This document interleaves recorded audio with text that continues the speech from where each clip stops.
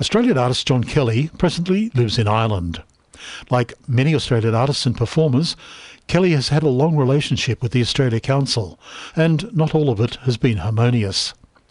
Kelly is also a writer, and an article penned by Kelly and published in the online journal The Daily Review is a well-researched critique of the Australia Council and, especially, of Australia's presence at the Venice Biennale, a presence Kelly sees as narrowly selective and unadventurous.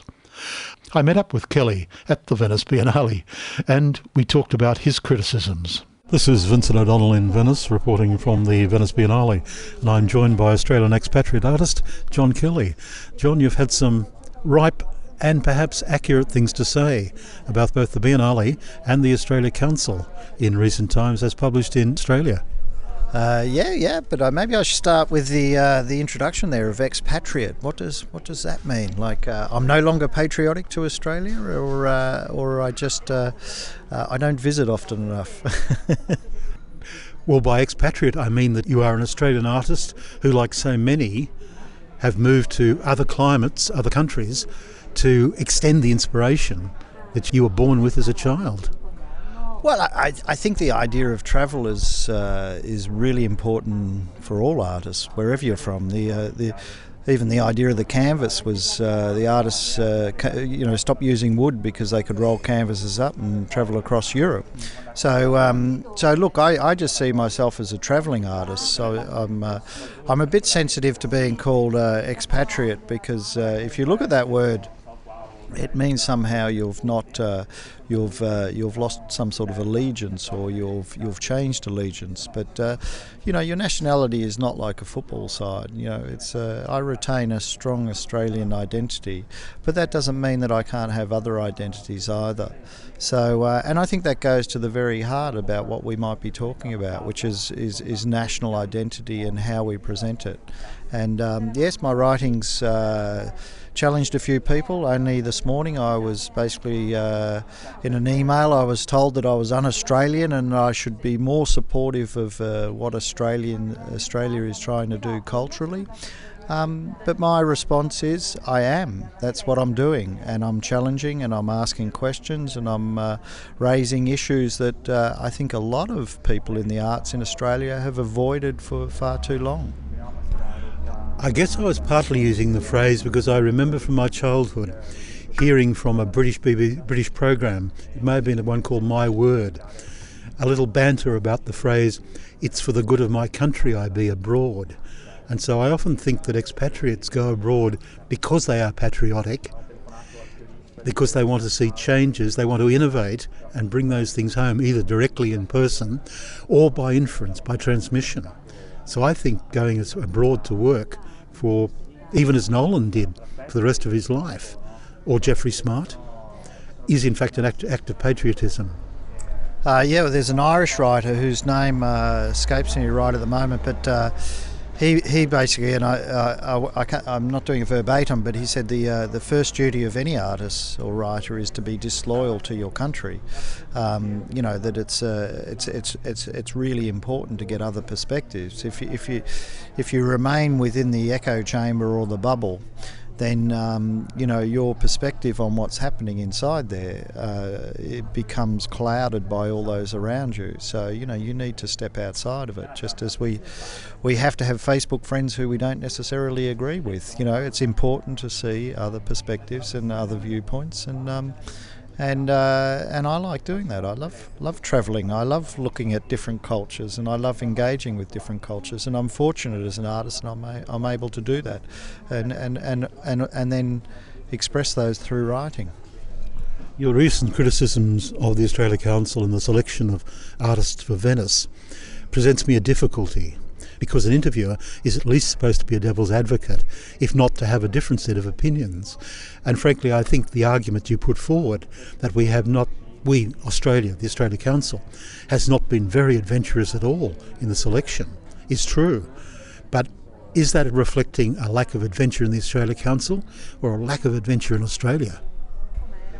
I think my view on that, and I'd break down my arguments, which have been put forward over a 10-year period, would come down to three distinct areas. One is the art that's been selected. In my recent article, I was able to draw it back to Robert Gober, through to postmodernism, through to Dadaism, and I was able to link nearly every, I think it was every artist in the last 16 years back to that very limited aspect of contemporary art. You know, it's an important part of contemporary art, but it's one strand, if you like. But there's many other strands that haven't been represented. Then I was able to show in a previous article that the art that was selected came from basically not much more than one contemporary gallery in Australia. And Rosalind Oxley, for all the great things she's done for contemporary artists in Australia, she's been incredibly overrepresented in the simple fact that out of the last 4 artists selected, 3 have come from her stable of artists, and the 4th one formerly was one of her stable. And gallerists, like artists, have particular likes and dislikes, and if you look through a stable of artists at a gallery, at first they may appear diverse, but actually if you look closely you'll find that they often have shared conceptual and aesthetic concerns. So, and then you have the last 3 artists selected, all have photography at the core of their artistic practice, if for want of a better word. So Fiona Hall is a trained photographer, Tracy Moffat is obviously a photographer, and Simran Gill is known as a photographer. So there's this consistency. And then the third strand is that the commissioners since 2005 have either come from the Calder Milgram family or the Mordaunt family, and going back to 2001, the director or the chairman of the MCA has been, incredibly well represented. So you start to see that there's a core there of people who, and I want to stress that I'm not being critical of them personally or their art or what they do, but what I'm showing is that over basically a 2-decade period, Australia has gone to the same well, for want of a better expression. And if Australia had been showing Indigenous artists from one community who all had a similar practice from one area of Australia over that 20-year period, we'd be saying the same thing. It's just the way that it's panned out, and the question is, why are we doing that? Why has that happened, and how can we change it? So that there's a more diverse representation of Australian art presented internationally at the Venice Biennale. I suppose part of the answer comes down to how the Venice Biennale is seen within the ideology, within the politics of contemporary art. Is it to show cutting-edge, new, dangerous things, or is it a biannual report on what people have been doing in the contemporary arts at a national level, or what has caught the attention of people who are the movers and shakers within the arts establishment? Or is it something else? Or does it serve several purposes with the national pavilions, such as Australia, where Tracy Moffat is present this year, and most of the Arsenale show, which is a curated and selected series of works by artists who have caught the attention of the curator of the Biennale, but may not ever come back again. So it is a matter to some degree about how the Biennale fits within the geopolitics of Australian art that will determine the answer to your question and point the direction if changes can be made. Well, let's address that. And I think the problem over the last 2 decades, if you like, is there's been a consistency of selection, but it's kind of a little bit ad hoc too, in terms of that the commissioner is selected and then the commissioner kind of runs the show. I think the Australia Council need to sit down and address all those questions that you just asked. What is the purpose of the Venice Biennale? Now, from my perspective, and this is just a personal opinion, is that it should be showing, it should represent something of an Australia, of what's happening in Australia or by Australian artists, and it should be representative. It shouldn't be just saying, well, we're going to just show this type of art because this is what we believe is cutting edge, because I think the last 20 years show that it hasn't been. You can relate it back to Robert Gober, and you can relate it back to postmodernism and Dadaism, and just say, well, it's a valid string of contemporary art, but it's not everything. One question that I'd like to ask is, we focus on the individual, and we have done for the last 20 years. The last group show, I think, was in 1997, an Indigenous group of artists, Indigenous artists. But I would say, why don't we start with the idea that once a generation we should have a group show that does a survey of what's been happening in Australia over that past 10 years or whatever. And then the other ideas I would float is, how could you make it so that it's more representative all over Australia? So someone working in far Western Australia or the Northern Territory has just an equal opportunity as someone working in Sydney or Melbourne. And the only way I can think of is if that each year, over a 14-year period, the 7 states and territories are represented, and each state actually takes responsibility for the pavilion. And then after that's happened, then maybe you do your survey exhibition, and so that you can bring in a group of artists who maybe have been on the periphery of that but haven't had the opportunity to show, because we have to acknowledge that not everybody can be shown in it. But the way it's been happening, it just seems, as the evidence points to, it's just far too limited. And so I think, going back to your question, I think it starts with the Commissioner. How do you appoint the Commissioner, and what role do you give them? Because the Australia Council would I'm sure, come back and say, well, look, we appoint the Commissioner, but we don't tell the Commissioner what to exhibit or what to do. It's their role to then go and select the artist. But like I said, if the commissioners are all coming out of one sort of conceptual framework of one particular museum like the MCA, then they're going to select the same things. So how do you mix that up? However valid your criticisms are, many people are going to say John Kelly lives in Ireland. He's not in tune with the close-up details of the Australian arts politics anymore, and therefore we should take his thoughts on board and say, thanks, John, very kind of you to give such an amount of time in your Irish practice to this issue, but what's it to you? Well, I guess there you're bringing back that expatriate, but I have a track record of exhibiting every year for the past 20 years in Australia.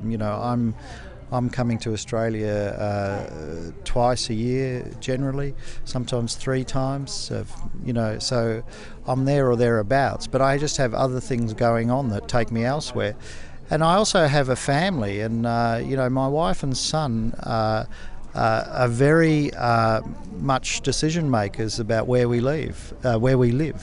And I have to work with those restraints as to where I live. In the near future, my son will be finishing his secondary education, and I would like to be spending as much time in Australia as I do in Ireland. But life puts restraints on you in all sorts of ways. But also I stay incredibly engaged in what's happening in Australia. I'm reading Australian press. I'm engaging when I'm in Australia. I'm talking to people. I'm visiting people, and I'm seeing exhibitions. So I appreciate you have to find a way of being critical of me, but I'm not sure that's so valid. And what is it to me?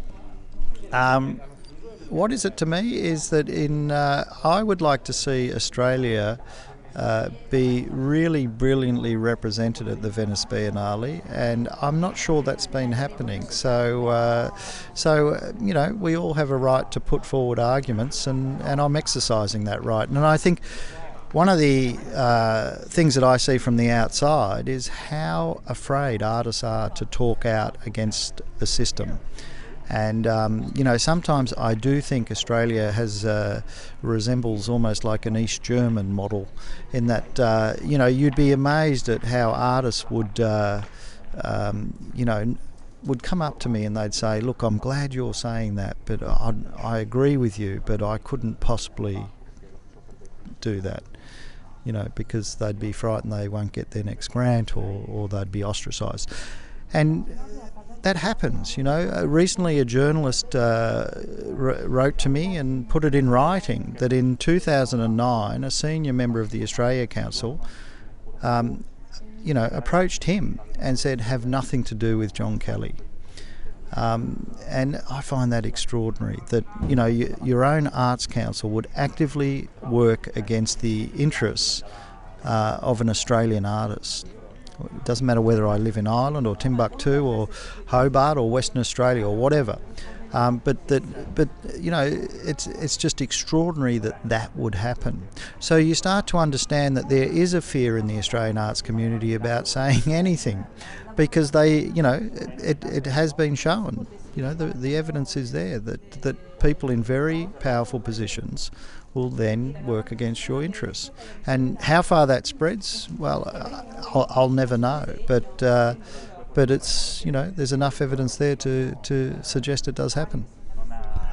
To achieve some of the things you're talking about is to divert the streams of gravy that flow through certain parts of the bowels of the arts establishment in Australia.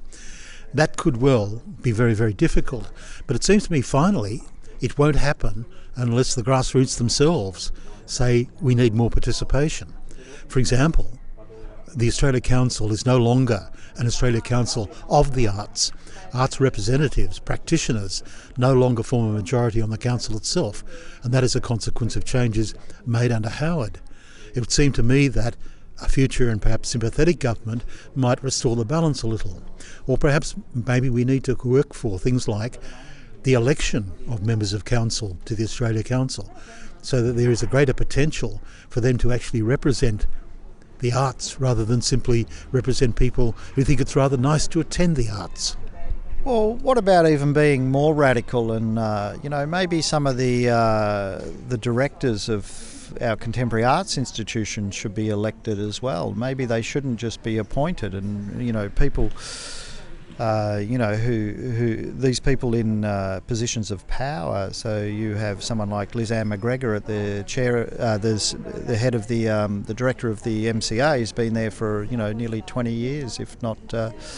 You know, at ACCA you had Juliana Enberg as a director for a great deal. And I was only reading the other day that, you know, an Aboriginal writer was saying how little Indigenous art had been shown in under her directorship. So, you know, I think what you're saying is correct, is that we do need to see how it's structured. In my international experience, I would say that it doesn't matter which city you go to, there's 5 or 6 key people in the visual arts, and we're talking about the visual arts here, who are incredibly influential, and often they are in tenured positions, and will be there for as long as they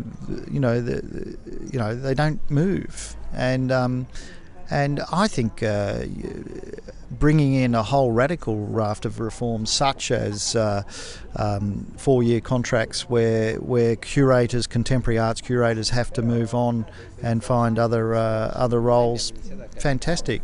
Because if contemporary art is to be meaningful, it has to be continually rejuvenating itself, and it can't do that if the same people are in positions of power influencing it for 20 years or more, even 10 years or more. It just you know, you just will get, like I said, that you'll get them coming back to their preferred options in terms of what art that they like, or what art they want to promote. Which brings me back to one of my first questions, John Kelly, and that is, do these problems, do these challenges, do these, in your mind, deficiencies, reflect deficiencies in one organisation like the Australia Council, or one establishment like the Sydney Arts Establishment, or do they reflect deficiencies in the nation? We are not a nation who really wants to stir the pot. We're not a nation who really wants to take adventures with the future.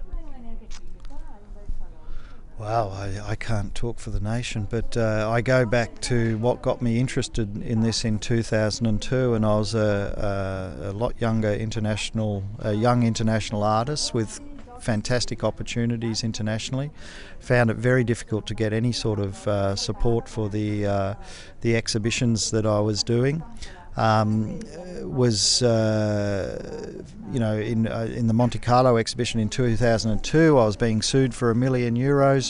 I was putting a $500,000 project together for an international exhibition, and the Australia Council were absolutely hopeless, and there was no support there whatsoever.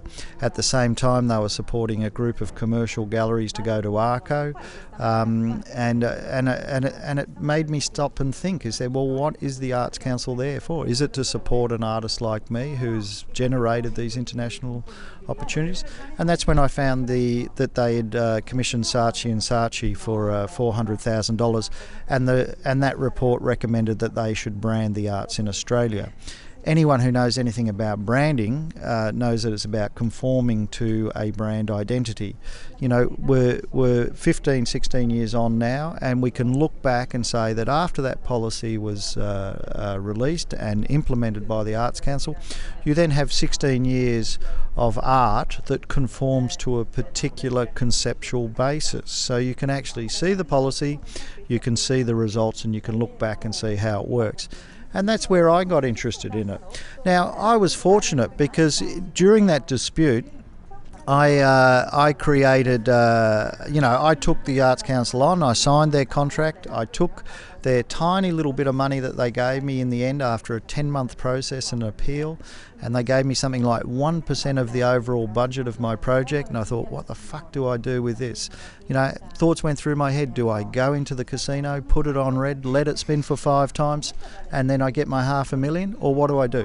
What I ended up doing is making a lot of art out of their logo because I signed a contract to say that I would use it. I told them that I would use it, and I told them I was going to sell it. And over the next couple of years, we were so successful. David Walsh commissioned me to do the Moo Brew labels. He wanted me to use the Dobell's cows. I said, no, I won't do that, wouldn't do that, but I'd be very happy to put this logo painting onto your beer. Within 30 seconds he agreed, and we did 6 paintings, which became the identity of Moo Brew and are now integrally related into that whole Mona project. In fact, they were the precursor to Mona, and it was before Mona existed, and it was one of the first, it was the first project that Lee Carmichael worked with David on, and Lee was to become instrumental with the Mona story, and he's now artistic director of Dark Mofo.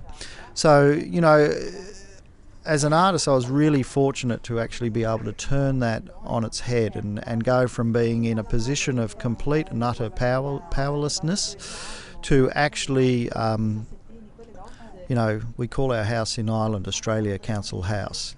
And I have the logo on the side of the house to acknowledge their support and assistance in being able to live in it. So for me, it's a broader story. It's tied up with my own art. It's tied up in my interests in contemporary art, and it's taken me to some far-flung places. Like Sarat Maharaj invited me into the Guangzhou Triennale in 2008, based on all the kangaroo sculptures bouncing around my top paddock in West Cork in Ireland. And when he inquired as to what it was about, I just told him that story I told you about, the Australia Council and Branding. He said, you've got to come to Guangzhou, or he invited me to Guangzhou and put me in the free radical section. So I'd hope that my story, and I think it's an important story, is actually also a positive story for other younger artists that you can be rebellious, you can stand up, you can actually say things, you can upset people. And, you know, over time, you know, it can turn around. But you do have to have the courage to do it, because it does get scary. You know, it does, you know, when people turn their backs on you, when you know that you're being ostracised, but you can't prove it. Which is why I say that journalist giving me that piece of information just recently is incredibly important to me, because it just, you know, okay, I felt that incredibly personally, but now I know that it was, you know, I wasn't just imagining it. John Kelly, you've raised far more issues than we can discuss on this lovely sunny afternoon on a Sunday in Venice, but I am reminded of one of the definitions of a brand, and that is, a brand is the feeling that persists when the product no longer delivers. John Kelly, thank you for your time today. Thank you.